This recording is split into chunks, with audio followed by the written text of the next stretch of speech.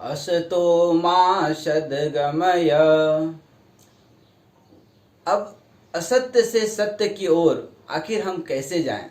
व्यक्ति न चाहते हुए भी या चाह करके भी झूठ क्यों बोलता है? झूठ बोलने के क्या क्या नुकसान हैं? झूठ बोलने की ऐसी क्या कारण है? किसी कौन सी मजबूरी हो जाती है कि हम झूठ बोलते हैं? और झूठ बोलने से क्या क्या नुकसान हैं? सत्य से असत्य की ओर जाना कितना आसान है, लेकिन असत्य से सत्य की ओर जाना मुश्किल है। नीचे गिरना आसान है, ऊपर उठना मुश्किल है। आइए इन्हीं सभी विषयों पर आज हम चर्चा करते हैं। हरिओम तत्सत। सत्य की महिमा और सत्य ही जीवन है, सत्य ही भगवान है, सत्य ही सत्य नारायण है।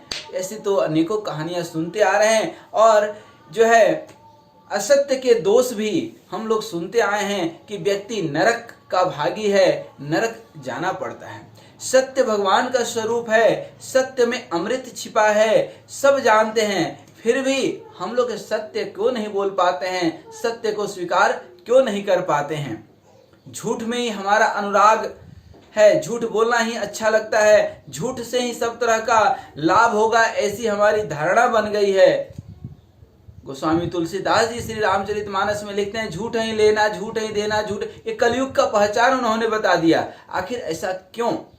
इस झूठ के कारण कितने छापे पड़े, कितने लोग बेइज्जत हुए, कितना भय उत्पन्न हुआ, कितने लोग डिप्रेशन में गए, न जाने कितने लोग को अपयश मिला और कितने लोग सुसाइड कर लिए गए, कितने लोग कर दिए, फांसी पे लटका दिए गए इस झूठ के कारण। कितने लोग झूठ के चलते धन दौलत सब उनका लूट गया, जो है मतलब तितर बितर हो गए, जो है खत्म हो गए इस झूठ के कारण।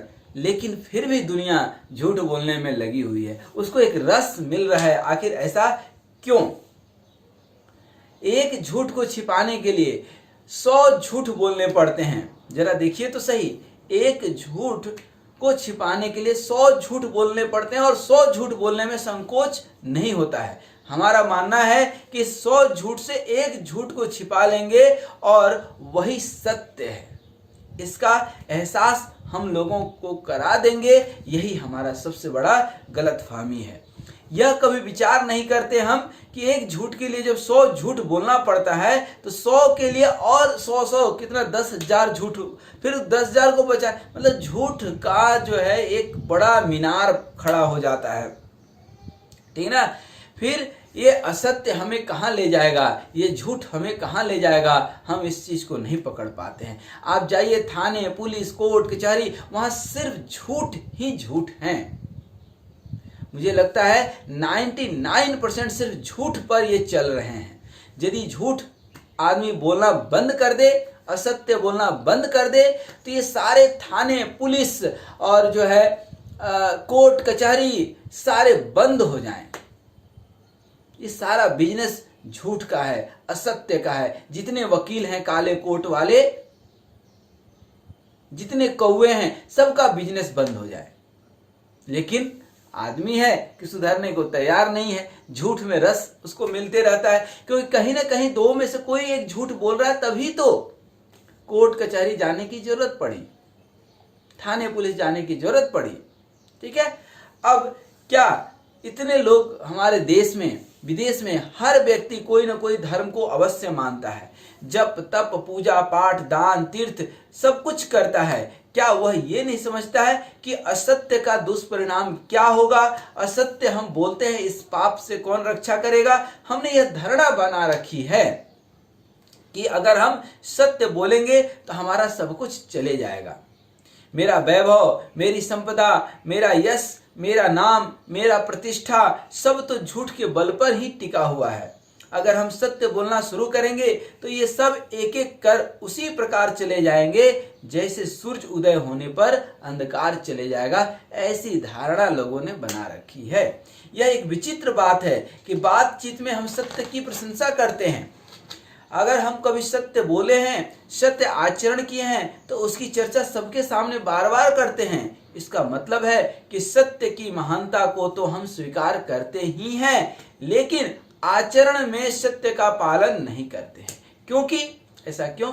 क्योंकि सत्य किसको कहते हैं, असत्य किसको कहते हैं, इस पर भी थोड़ा सा विचार कर लेना चाहिए। ऐसा तो नहीं कि व्यक्ति बोलता है, उसको लगता है कि हम सत्य बोल रहे हैं, लेकिन है असत्य। सत्य और असत्य क्या है? ब्रह्म सत्य है, जगत मिथ्या है। जैसे दर्पण में आप अपना चेहरा देखते हैं, सत्य नहीं है, वो असत्य है। चेहरा दिख रहा है लेकिन आप उसमें है नहीं, आप तो आप हैं। जो बात जैसी सुनी जाए, देखी जाए, ठीक वैसा का वैसा ही कह देना सत्य है, दर्शन है। जैसे अंधकार में एक रस्सी को देखकर सांप का भ्रम हो जाता है कि सांप तो नहीं है, तो वो दर्शन नहीं है, वो सत्य नहीं है, वो भ्रम है। किसी को देने का या कोई काम करने का वादा करके उसे समय से पूरा कर देना सत्य है, नहीं करना असत्य है। मेरा जो अधिकार है उतना ही लेना, हम मेहनत से अधिक धन दौलत ना लेंगे, यही सत्य है। उससे अधिक लेना या लेने की इच्छा रखना ही असत्य है, झूठ है। जो बात हम बोलते हैं या उपदेश देते हैं, उसका स्वयं ठीक ठीक पालन करना सत्य है। मजाक में बोला गया झूठ भी झूठ ही है, तो हम मजाक में भी झूठ क्यों बोलें? मन में कई भावनाएं उठती है, अच्छी और बुरी, लेकिन जो असत्य है उसे वाणी से प्रकट नहीं करना भी सत्य है। किसी बात को बढ़ा चढ़ा करके कहना या काट छाट करके कहना असत्य है। किसी से कुछ लेकर फिर वापस नहीं करना भी असत्य है। मन में कुछ और है, बाहर कुछ और है, सोच कुछ और रहे हैं, विचार कुछ और कर रहे हैं, व्यवहार कुछ और कर रहे हैं, बोल कुछ और रहे हैं, दोनों में भेद है। मन के भेद मिटाए बिना वह भी असत्य है। बिना मूल्य चुकाए किसी से कुछ ले लेना या लेने की इच्छा रखना अर्थात लोभ या लालच भी असत्य है।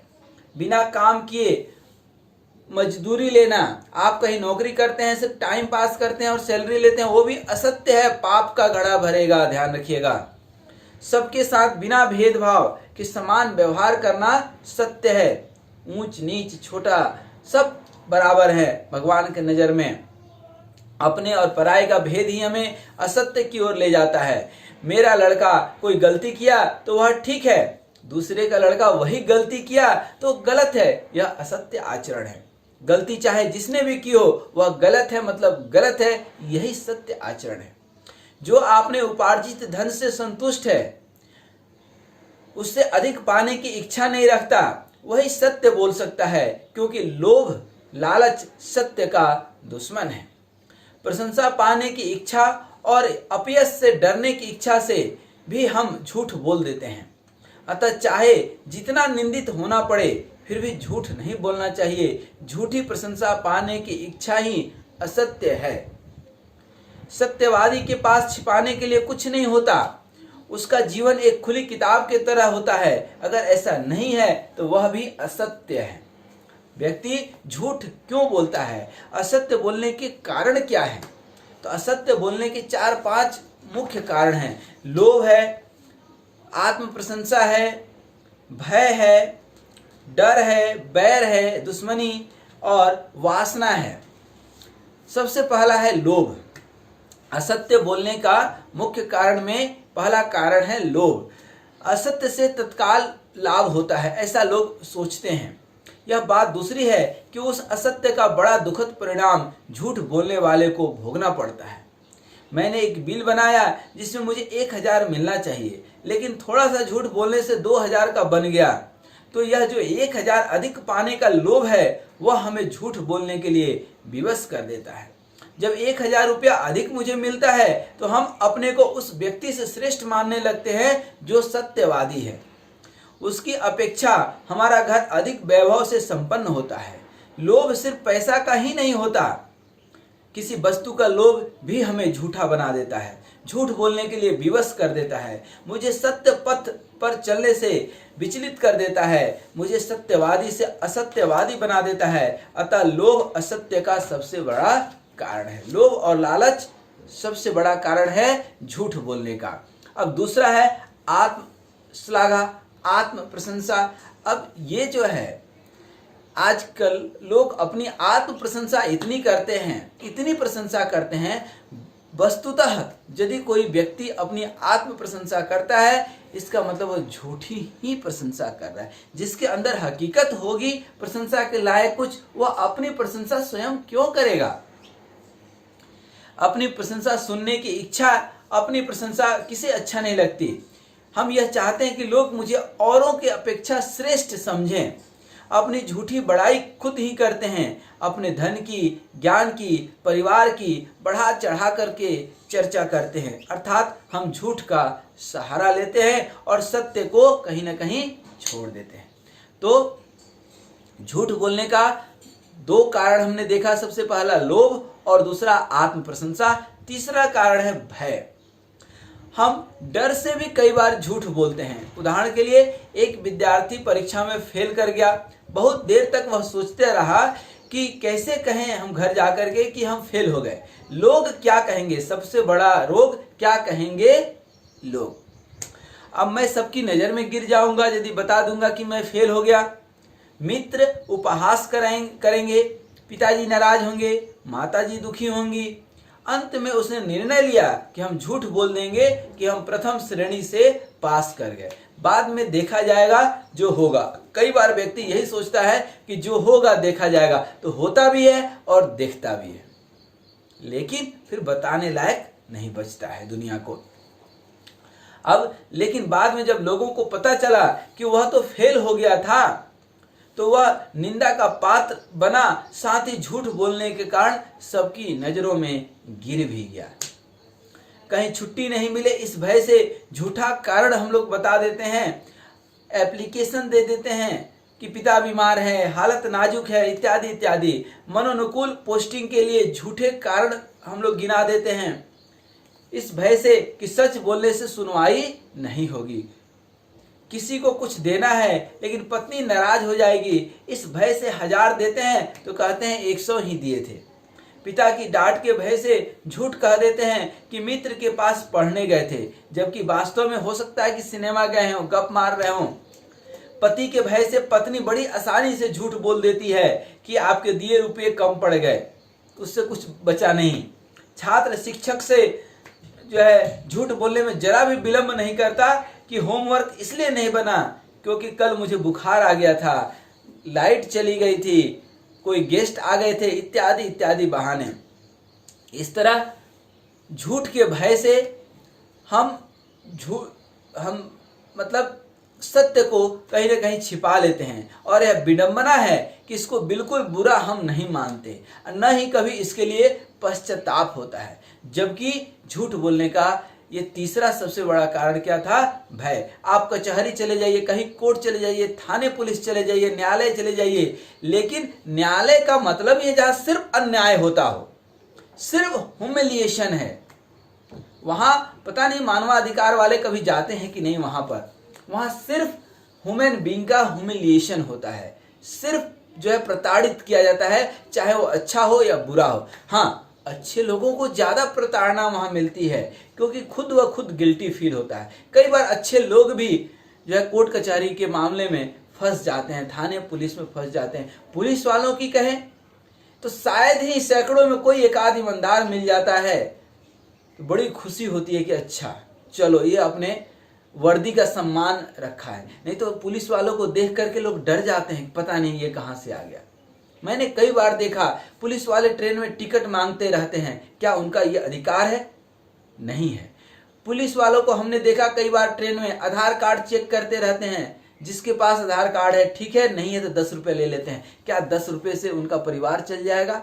हाँ, हो सकता है 10-10 करके बहुत लोगों से ले लेते हो, लेकिन ध्यान रखें कि वह सब पैसा कहीं ना कहीं बीमारी में, बच्चों के संस्कार में, सब ऐसे ही खर्च हो जाएंगे, लेकर के आप नहीं जाएंगे ऊपर। बहुत साल, पूरा जीवन, पूरा नौकरी आप घूस लेंगे, करप्शन करेंगे तो कहीं एक आध मकान खरीद लेंगे, दुकान खरीद लेंगे, आप सुख नहीं भोग पाएंगे।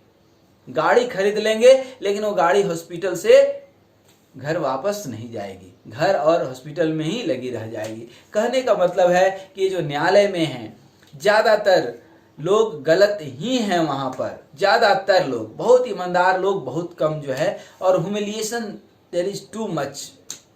क्योंकि मैं कई सारे कारणों से वहाँ पर गया हूँ, देखा हूँ इन चीज़ों को बहुत नज़दीकी से, लेकिन वहाँ पर सबसे अधिक झूठ बोला जाता है।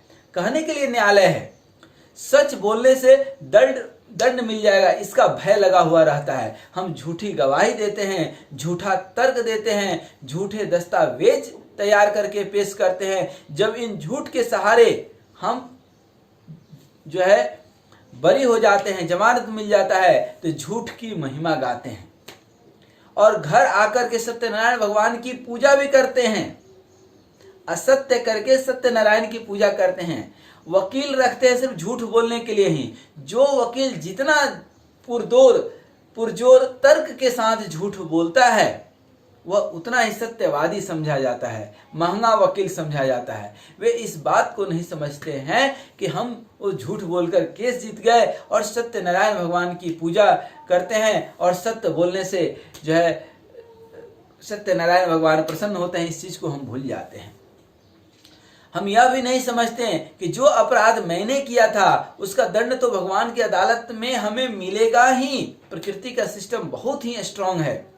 भले ही यहाँ का अदालत छोड़ दिया हो, क्योंकि यहाँ के अदालत में तो सब झूठे लोग ही बैठे हैं, सत्य को क्या समझ पाएंगे।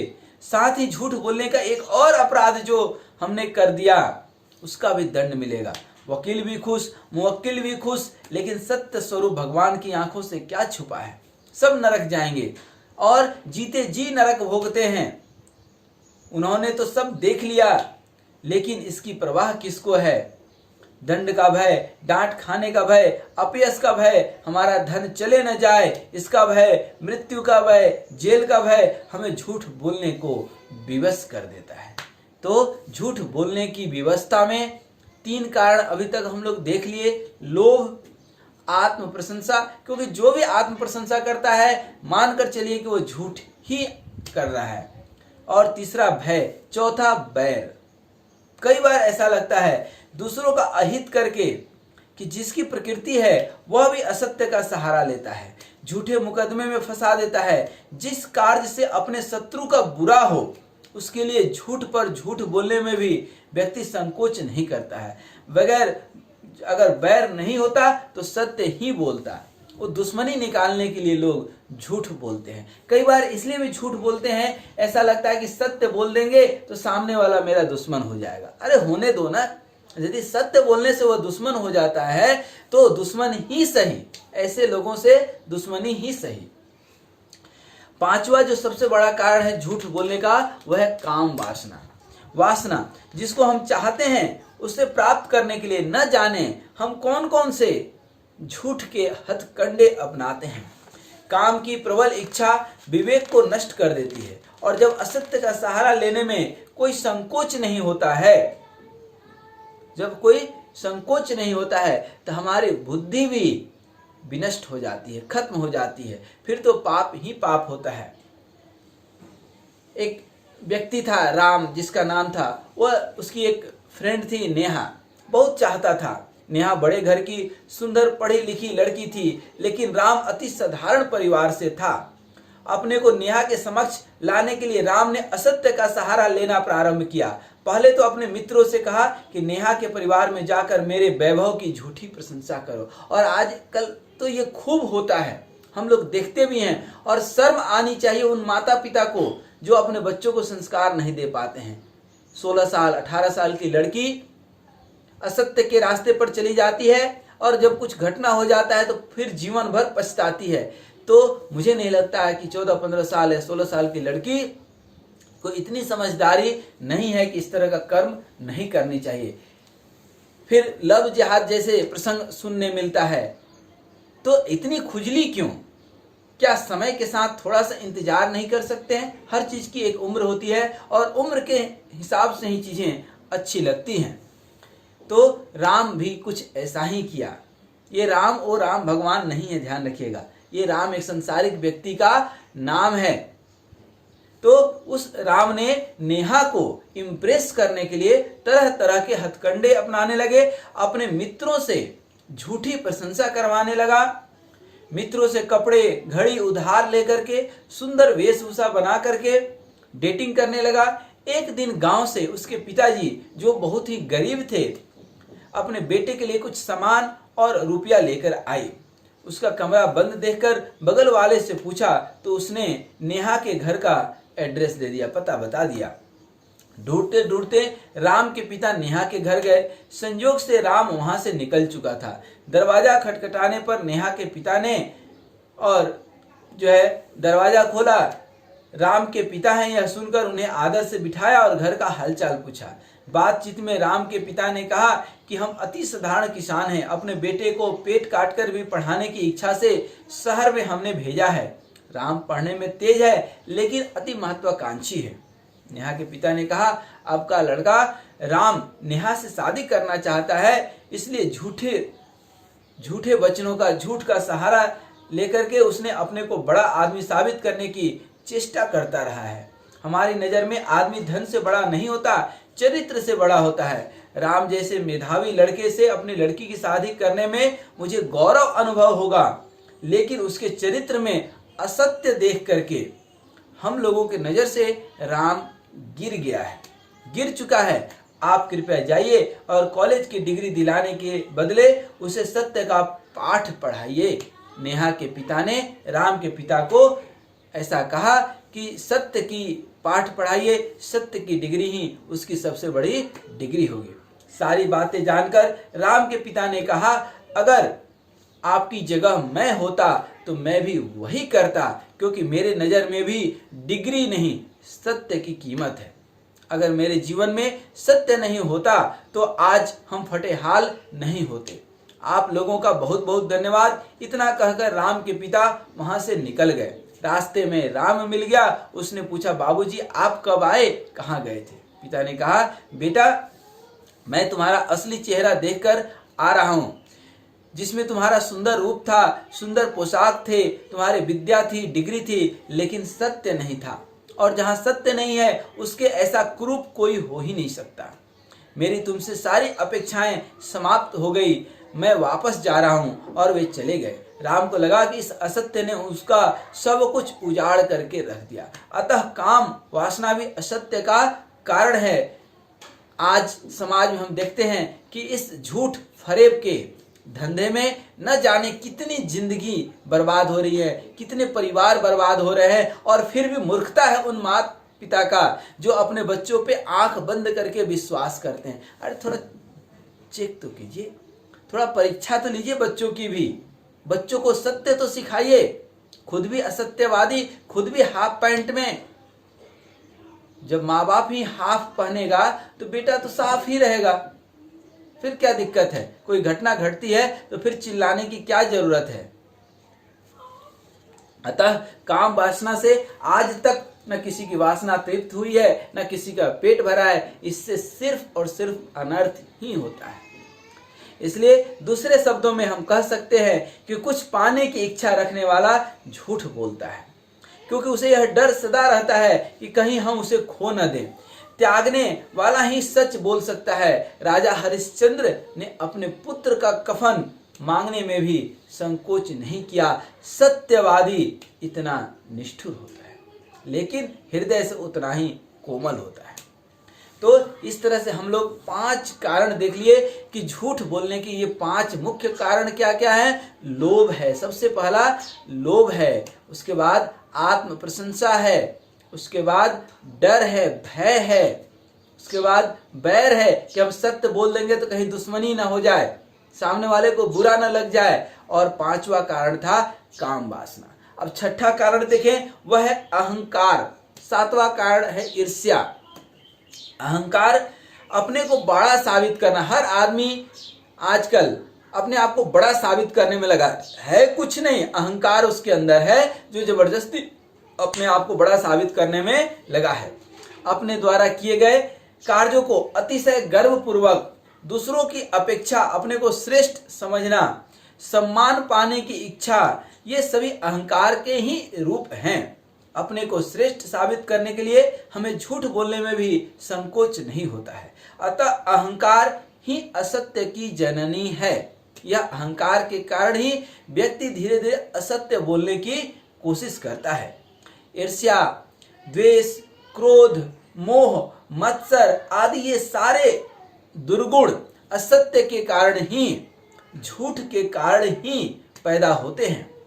दूसरे शब्दों में हम कहें कि जैसे फीवर होता है, किसी को बुखार आती है, किसी दूसरे रोग का परिणाम है, उसी प्रकार हमारे भीतर काम, क्रोध, लोभ, मोह, मत्सर, ईर्ष्या, अहंकार, द्वेष, द्रोह, डाह आदि जो है ये सब झूठ के परिणाम है। ये सारी बीमारियां हमारे भीतर हैं, इसलिए हम चाहकर भी सत्य नहीं बोल सकते, अपने आप को झूठ बोलने से नहीं रोक पाते हैं। जब तक एक भी दुर्गुण इन सातों में से रहेगा तब तक हम झूठ बोलते रहेंगे। कितना भी हम प्रवचन सुन लें, प्रवचन सुन करके, कोई आर्टिकल पढ़ करके, लेख पढ़ करके, महापुरुषों की वाणी सुन करके क्षणिक कमी आएगी, लेकिन 2-4 दिनों के बाद हम फिर पहले की तरह असत्य बोलने लग जाएंगे, असत्य आचरण करते रहेंगे। जैसे भोजन की अरुचि हमारे भीतर रोग का प्रमाण है, भोजन करने की इच्छा नहीं हो रही है बार बार, इसका मतलब कि कहीं ना कोई रोग है। ठीक उसी प्रकार सत्य बोलने में अरुचि हो, सत्य बोलना अच्छा न लगे, तो यह प्रमाण है उस व्यक्ति का कि उसके अंदर दुर्गुण प्रवेश कर रहे हैं। जो निश्चल है, निर्मल है, शुद्ध है, भगवत अनुरागी है, वही सत्य बोल सकता है, क्योंकि उसके पास छिपाने के लिए कुछ नहीं। तो ये असत्य बोलने के काफी सारे कारण थे। तो यदि हम असत्य से बचना चाहते हैं, झूठ बोलने से बचना चाहते हैं, तो इन चीजों से हमें दूर रहना पड़ेगा। किन किन चीजों से? सबसे पहले तो हमें दूर रहना पड़ेगा किस चीज से? लोभ से, लालच से। उसके बाद आत्म प्रशंसा, खुद की प्रशंसा से बचना पड़ेगा। तीसरा है डर, जो डर गया सो मर गया, तो डर से हमें बचना पड़ेगा। चौथा कारण है कि हमारे बोलने से, सत्य बोलने से कोई जो है बुरा न मान ले, ये भी सोच हमें छोड़नी होगी। पांचवा है काम वासना, जो अनेक रूपों में आज समाज में सबसे ज्यादा लड़का और लड़की के बीच देखा जाता है। दोनों एक दूसरे से झूठ बोलते हैं और झूठी महल खड़ा करते हैं, और ताश के पत्ते की तरह ये झूठ का महल प्रेम का प्रतिबिंब, ये वासना का प्रतिबिंब, प्रेम तो होता ही नहीं है, झूठा जो है दिखावा होता है, और वो अपने आप को जो है झूठ बोल बोल करके जो है अपने आप को ही बर्बाद कर लेते हैं। फिर छठा कारण है अहंकार, और सातवां है ईर्ष्या, डाह। तो इस तरह से जो है ये सब असत्य बोलने के कारण हैं। तो इस तरह से असत्य बोलने के कई सारे कारण जो है हम लोगों ने देखा। इसमें 7 कारण प्रमुख रूप से हमने देखा, और जो है आज हम लोग एक संकल्प लें कि मितभाषी हों। ज्यादा बोलने वाला भी प्राय झूठ ही बोलता है, इसलिए कम बोलें, मितभाषी हों, मौन रहने की जो है कोशिश करें, और जो है सत्य की ओर, हम सत्यनारायण भगवान की पूजा करते हैं, तो असत्य न बोलते रहें, सत्य बोलें। सत्य सबसे बड़ा जो है धर्म है। सत्य बराबर जो है झूठ बराबर नहीं पाप, सत्य बराबर नहीं पुण्य। तो सत्य बोलें, हम सब सत्यवादी बने। हरिश्चंद्र के तरह तो नहीं बन सकते हैं, लेकिन जहां तक हो सकता है हम कोशिश करें कि बेवजह झूठ ना बोले, क्योंकि इस झूठ से ही हमारे अंदर अहंकार, ईर्ष्या जो है, डाह और अनेकों प्रकार की जो है चीजें, नकारात्मक चीजें पैदा होती हैं, और हमारा जीवन धीरे धीरे नरक बनना तय हो जाता है।